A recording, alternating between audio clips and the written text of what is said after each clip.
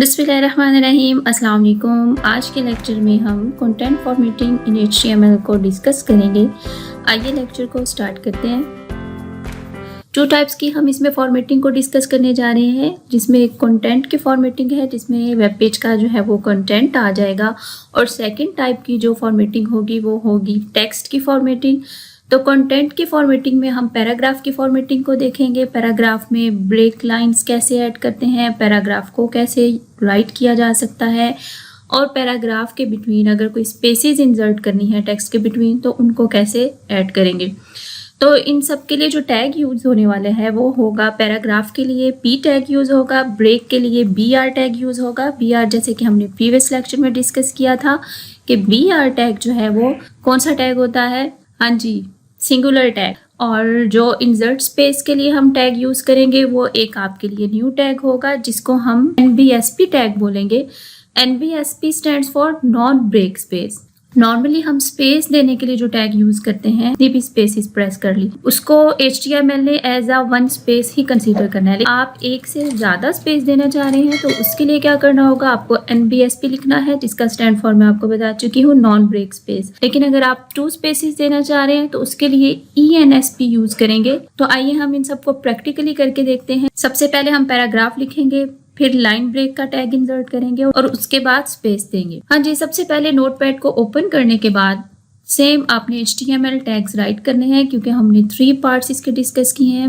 Web page के main section जो हमने 3 डिस्कस किए हैं उनमें हेड के अंदर टाइटल राइट करना है, HTML के टैग के अंदर सारा टैग होगा हमारा, और बॉडी में हम वेब पेज का कंटेंट। यस, हमें कंटेंट राइट करने के लिए पैराग्राफ का टैग यूज़ करना है P, और उसका क्लोजिंग भी करना है। तो पैराग्राफ में आप कुछ भी लिख लें, तो यहाँ मैं पैराग्राफ में कुछ राइट करती हूँ, एक लाइन, ठीक है। अब आप देख सकते हैं कि ये हमने यहाँ पे पैराग्राफ लिखा है, तो इसको मैं ये चाहती हूँ कि ये 2 लाइन्स में डिस्प्ले हो, क्योंकि ये बहुत लेंथी लाइन जा रही है। तो मैं क्या करूँगी, यहाँ पे BR का टैग यूज़ करूँगी, where data is to be processed के बाद मैं यहाँ पे BR का टैग लिखूँगी, जिसका मतलब है लाइन ब्रेक, ठीक है। तो अब हम इसको देखते हैं चेक करके। अब ये देखें 2 लाइंस में डिस्प्ले हो चुका है। नेक्स्ट उन्होंने हमें स्पेस के टैग के बारे में बताया है, तो मैं यहाँ पे इंस्ट्रक्शंस के बाद कुछ स्पेसेस एंटर करती हूँ, जो कि मैंने 1 स्पेस इंसर्ट की हुई है। 1 2 3 4। अब इसको हम Ctrl+S करके और दोबारा से रन करके देखते हैं पेज को। तो आप देखें कोई भी चेंज नहीं हुआ, कि हम जितनी भी स्पेसेस इंसर्ट कर लें HTML ने इसको 1 स्पेस ही कंसीडर करना है। तो ज़्यादा स्पेसेस क्रिएट करने के लिए हम non break space and NBSP with semicolon use करेंगे, और मैं यहाँ पे इसको कॉपी कर लेती हूँ, ठीक है। और Ctrl+C के बाद Ctrl+V 1 टाइम 2 टाइम्स 3 टाइम्स, और उसके बाद अब हम देखते हैं कि इंस्ट्रक्शंस और रिक्वायर्ड के बिटवीन कोई स्पेस आती है या नहीं, ठीक है। Ctrl+S, और उसके बाद हम देखते हैं, पेज को रिफ्रेश करेंगे, आप देखें अब यहाँ पे स्पेसेस जो हैं वो आ चुकी हैं। अब हम ENSP को इंसर्ट करके देखते हैं, एंड साइन ENSP। अब इसके साथ क्या रिजल्ट आता है, पेज को रिफ्रेश करें, आप देखें उसने कपल ऑफ स्पेसेस दिए हैं, ठीक है। ओके, नेक्स्ट जो हमारे टैग्स हैं वो है टेक्स्ट फॉर्मेटिंग टैग। टेक्स्ट को कैसे फॉर्मेट करते हैं, जो भी चेंजिंग्स हैं टेक्स्ट पे अप्लाई करनी है वो टेक्स्ट फॉर्मेटिंग में जाएंगी। लाइक टेक्स्ट को इटैलिक करना है, बोल्ड करना है, उसके साइज को इंक्रीज करना है, या उसके कलर को चेंज करना है, तो वो टेक्स्ट की फॉर्मेटिंग में जाएगा। डिफरेंट जो सी है हेडिंग्स यूज करते हैं, मेन हेडिंग होती है, उसके बाद सब हेडिंग्स होती हैं। तो HTML में भी जो वेब पेज होता है उसमें एक मेन सबसे बड़ी हेडिंग होती है, उसके बाद उससे छोटी हेडिंग होती है, उसके बाद उससे भी छोटी हेडिंग होती है, और बिल्कुल स्मॉल टेक्स्ट पे लिखा होता है। अब जो H1 है उसमें सबसे बड़ी हेडिंग यूज हो रही होगी, उसके बाद सब हेडिंग्स H2 में यूज होंगी। इसी तरह अगर उस पैराग्राफ के अंदर मजीद कोई टेक्स्ट लिखा हुआ है तो उसको H3 में लिखेंगे। तो जो HTML है उसमें टोटल कितनी हेडिंग्स यूज होती हैं, वो H1 से लेके H6 तक हेडिंग्स को यूज करता है। आइए इसको भी प्रैक्टिकली करके देखते हैं। ये पैराग्राफ किस बारे में लिखा हुआ है, तो इसकी कोई हेडिंग होनी चाहिए, और मैं मजीद इसके बारे में कुछ लिखना चाह रही हूँ तो उसके लिए मैं डिफरेंट हेडिंग्स भी यूज़ कर सकती हूँ। लाइक मैंने कंप्यूटर मेमोरी के बारे में लिखा हुआ है, तो मैं कंप्यूटर मेमोरीज की हेडिंग यहाँ पे राइट करती हूँ। मैं यहाँ पे H1/H1 के अंदर मैं लिख देती हूँ कंप्यूटर मेमोरीज। तो अब हम इसको भी रन करके देखते हैं, हमारा देखें आउटपुट आया कंप्यूटर मेमोरीज़ के बारे में। और आगे मैं एक और सब हेडिंग बनाना चाहती हूँ। ये कंप्यूटर मेमोरीज़ हो गया डेफिनेशन की, ठीक है। ये हेडिंग 2 होनी चाहिए, H2। It's up to you आप कौन सी हेडिंग यूज़ करना चाह रहे हो, लेकिन एक फॉर्मेट होता है जिसको फॉलो करना होता है। तो यहाँ हम लिख देते हैं डेफिनेशन, और डेफिनेशन के बाद सपोज़ ये पैराग्राफ मैंने राइट कर लिया और मैं चाहती हूँ कि अब एक और हेडिंग आए H3 जो है, उसमें मैं ये राइट करूँगी टाइप्स ऑफ मेमोरी, ठीक है। टाइप्स ऑफ मेमोरी ये मैंने राइट कर दिया। और अब हम इसको देखते हैं कि हमारा आउटपुट क्या होगा। ये आप देखें, सबसे इसका फाउंट बड़ा है, ठीक है। कंप्यूटर मेमोरीज का हेडिंग 1 है, ये हेडिंग 2 है, डेफिनेशन हो गई, और उसके बाद types of memory. Types of memory 2 types की टाइप्स ऑफ मेमोरीज हैं, ठीक है। मेन है और सेकेंडरी है। तो उसके लिए हम सपोज H4 यूज़ करते हैं, ठीक है। H4 में हम लिखेंगे main memory and secondary memory.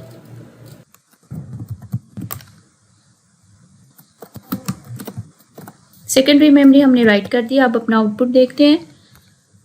तो ये देखें मेन मेमोरी, सेकेंडरी मेमोरी। अब यहाँ पे देखें, मैं चाहती हूँ कि ये नेक्स्ट लाइन पे जाए। नेक्स्ट लाइन पे अच्छा लगेगा तो हम इसके लिए क्या यूज़ करेंगे, BR। तो यहाँ पे हम BR टैग यूज़ कर रहे हैं। तो अब हम देखते हैं कि हमारा टेक्स्ट नेक्स्ट लाइन में जाएगा।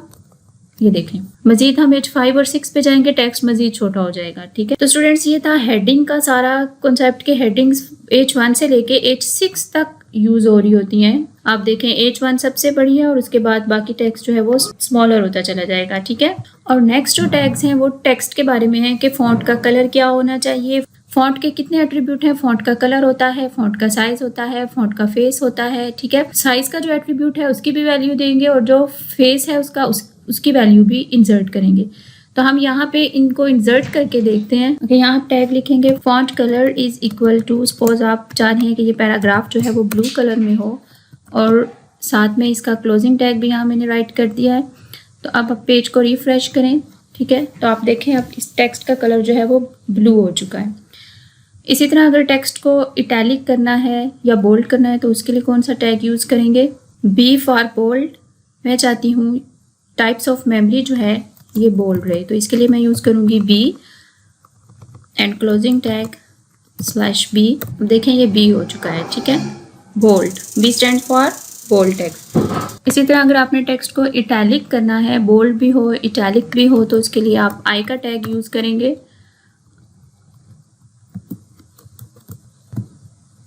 ये देखें टाइप्स ऑफ मेमोरी अब आप इटैलिक भी हो चुका है। अच्छा, मैं यहाँ पे चाहती हूँ कि रैम एंड रोम जो है वो अंडरलाइन हो जाए, तो अंडरलाइन के लिए हम यूज़ करेंगे U का टैग, ठीक है। U stands for underline. तो इसका भी स्टार्टिंग और क्लोजिंग टैग होगा। आप इसको भी राइट करके देख लें और पेज को रिफ्रेश करें। यहाँ पे देखें रैम एंड रोम के नीचे अब एक लाइन आ चुकी है जो कि U का टैग यूज़ करने से आई।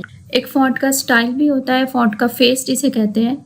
तो फॉन्ट फेस जो है उसको भी हम यहाँ पे इम्प्लीमेंट करके देखते हैं। जैसे font colour is equal to blue, और इसी तरह मैं चाहती हूँ कि ये जो H4 की मेन हेडिंग है यहाँ पे जो फॉन्ट का फेस है वो हो जाए विदाना। Font face is equal to, इसी तरह फॉन्ट का क्लोजिंग टैग भी राइट करेंगे। तो यहाँ पे आप देखें फॉन्ट का जो फेस है अब वो चेंज हो चुका है। अच्छा, मैं चाहती हूँ कि फॉन्ट का साइज़ बड़ा हो जाए, मेन मेमोरी सेकेंडरी मेमोरी हमें प्रोमिनेंट होता हुआ नजर आए। तो इसके लिए हम यहाँ पे ही फॉन्ट फेस के साथ ही हम एक और इसकी प्रॉपर्टी को ऐड करने वाले हैं जो कि है साइज इक्वल टू 10 मैंने यहाँ पे राइट कर दिया। अब जब आप इसको लिखेंगे तो यहाँ पे देखें मेन मेमोरी सेकेंडरी मेमोरी का जो साइज है वो लार्ज हो चुका है। तो स्टूडेंट्स आज के लेक्चर में हमने कंटेंट फॉर्मेटिंग को सीखा। पैराग्राफ को राइट करने के लिए P का टैग यूज़ किया, लाइन ब्रेक करने के लिए BR का, और स्पेस को इंसर्ट करने के लिए हमने NBSP का यूज़ किया। उसके बाद H1 से H6 हेडिंग्स का डिस्कस किया, और फिर 6 हमने टेक्स्ट फॉर्मेटिंग टैग यूज़ किए जिसमें हमने फॉन्ट कलर, फॉन्ट साइज और फॉन्ट फेस को देखा, और बोल्ड, इटैलिक और अंडरलाइन के टैग्स को डिस्कस किया। होप सो आज का लेक्चर आपको समझ आया होगा। अगर कोई भी एम्बिग्विटी हो आप कमेंट बॉक्स में पूछ सकते हैं। अपना बहुत सारा ख्याल रखिएगा। अल्लाह हाफिज़।